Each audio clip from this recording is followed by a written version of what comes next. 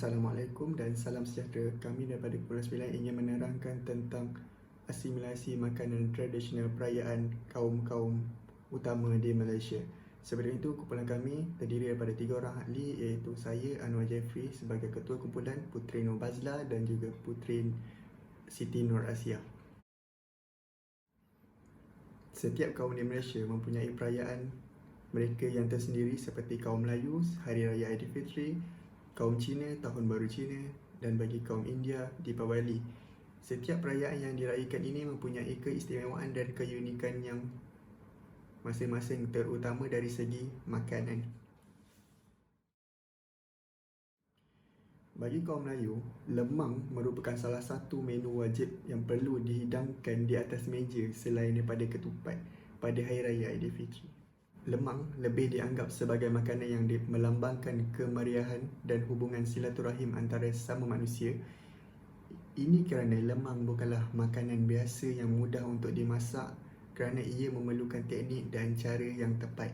Oleh itu, sifat tolong-menolong sesama kita haruslah ada untuk mendapatkan rasa dan tekstur yang memuaskan. Okey, mari kita lihat dari mana asalnya lemang di Malaysia. Lemang sebenarnya di Malaysia berasal daripada orang asli di Malaysia yang menggunakan lemang sebagai makanan utama mereka. Makanan yang boleh didapati di seluruh Malaysia ini dipercayai sudah pun menjadi makanan utama rakyat Malaysia sejak tahun 1864 lagi. Makanan yang menjadi salah satu simbol tradisi Malaysia ini dikatakan berasal dari orang asli di Kelantan yang dipanggil orang asli Negrito, ataupun orang panggil orang asli Semang. Orang asli Semang ni ialah penduduk yang terawal di Kepulauan Melayu dan mereka ialah salah satu kaum orang asli di Malaysia. Sejarah menyatakan orang Semang sudah wujud sejak 1000 sebelum Masihi dengan bukti penerokaan ahli arkeologi di Gua Chah, Kelantan.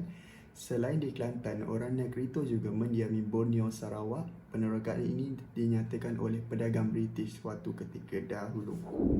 Sekarang kita tengok pula bahan-bahan mentah untuk memasak lemang. Bahan-bahan mentah yang digunakan untuk memasak lemang termasuklah beras pulut, santan, garam, daun pisang dan juga bahan yang paling penting sekali untuk masak lemang semestinya buluh.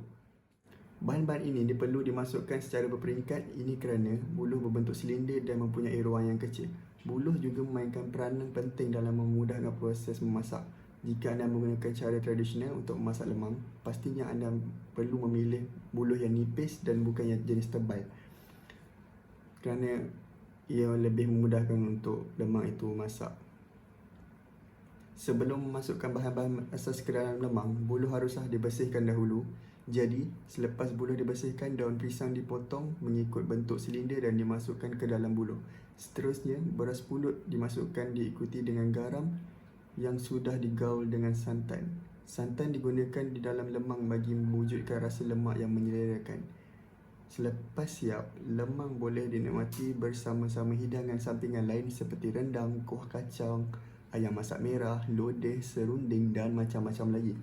Lemang sama seperti nasi, anda boleh menikmati dengan pelbagai jenis lauk dan ia juga mengenyangkan kerana lemang diperbuat dari beras pulut yang mengandungi kandungan karbohidrat yang tinggi.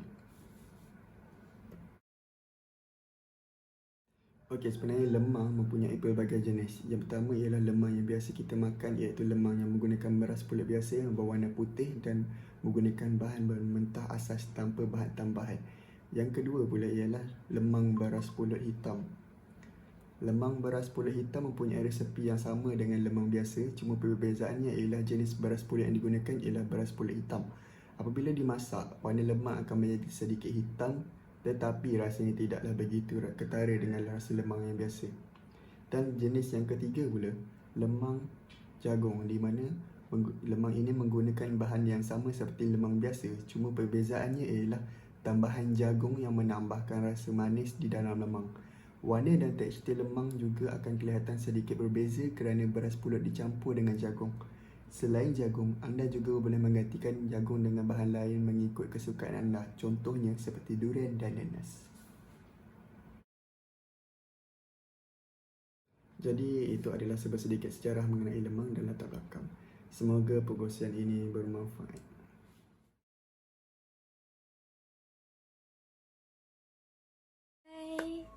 안녕하세요. Tu bukan Korea ke? Hai. Sawadika.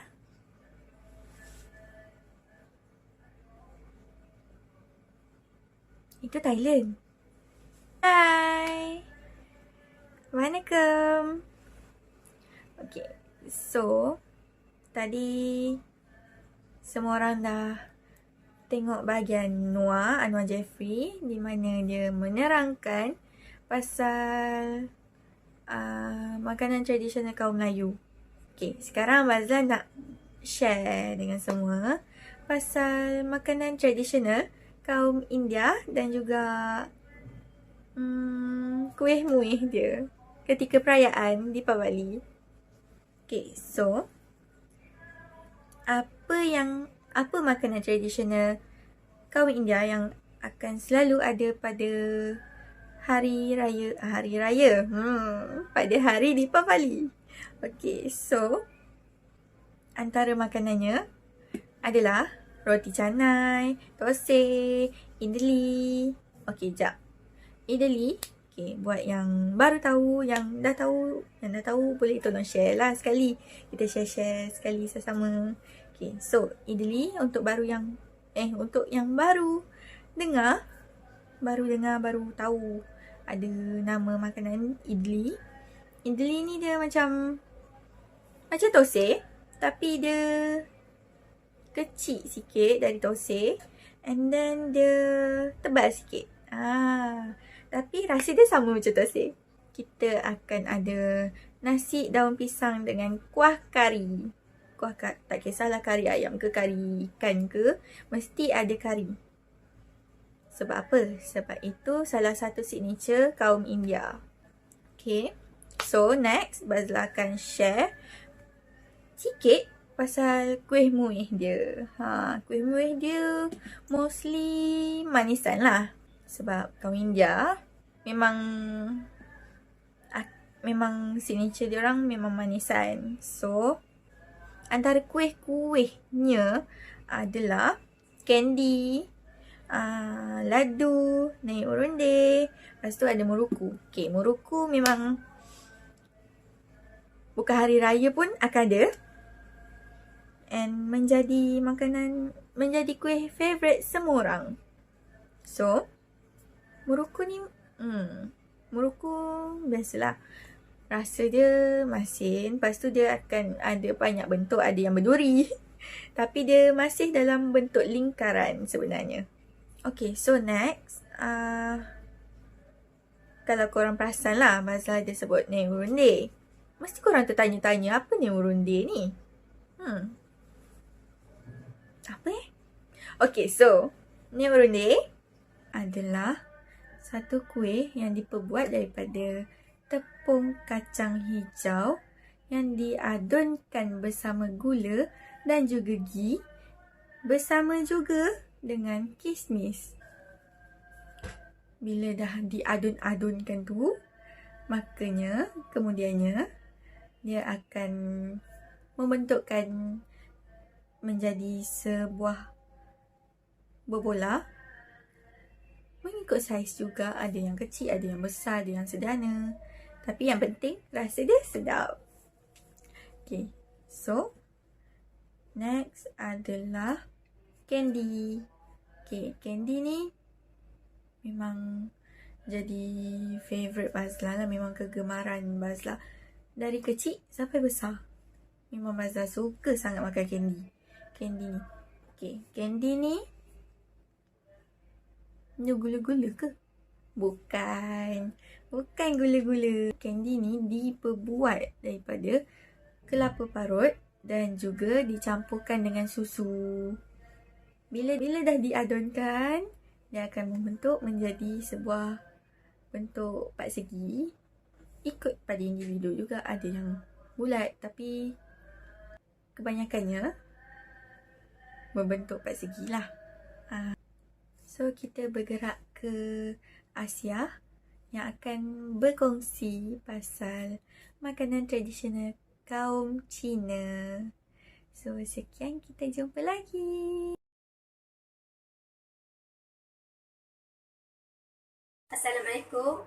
Saya Siti Nur Asia binti Ibrahim. Saya mewakili kaum Cina akan mengulas asimilasi makanan dari kaum Cina. Okey, saya memilih hidangan dimsum dari kaum Cina.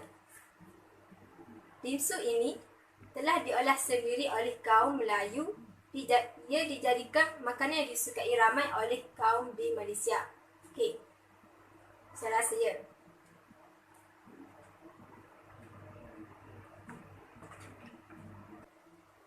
Dimsum ini mempunyai pelbagai rasa. Antaranya ayam, soto, udang, cendawan dan sebagainya. Okey, dimsum merupakan hidangan ringan yang telah dihidang bersama teh Cina yang dipanggil yung cha.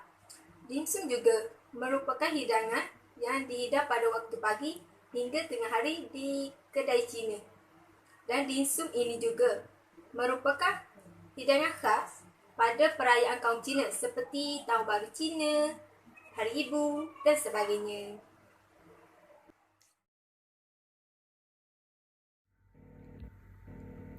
Konklusi yang diperoleh dari kajian yang dijalankan ini sedikit sebanyak dapat menambah satu lagi maklumat penting berkenaan tentang kaum-kaum yang ada di negara kita. Oleh itu, saya syorkan di musim perayaan yang akan datang ini, jemputlah rakan-rakan ataupun jiran-jiran kita yang berlainan bangsa juga untuk datang ke rumah untuk menjamah menu perayaan yang kita sediakan. Hal ini kerana dengan adanya aktiviti sebegini, bukan sahaja dapat menambah pengetahuan tentang makanan kaum lain, akan tetapi hubungan silaturahim juga akan terjalin dengan lebih akrab. Oleh itu, asimilasi makanan merupakan aspek penting dalam mengeratkan perpaduan di kaum Malaysia. Hal ini kerana makanan di Malaysia mempunyai pelbagai jenis dari setiap kaum, tak kira kaum Melayu, Cina atau India. Makanan tradisi setiap kaum dapat diterima oleh semua kaum di Malaysia. Hal ini, asimilasi makanan dapat mengurangkan jurang di antara setiap kaum. Oleh itu, asimilasi makanan memudahkan negara untuk mengeratkan hubungan di antara semua kaum di Malaysia. Okey, baiklah, itu sahaja daripada kami.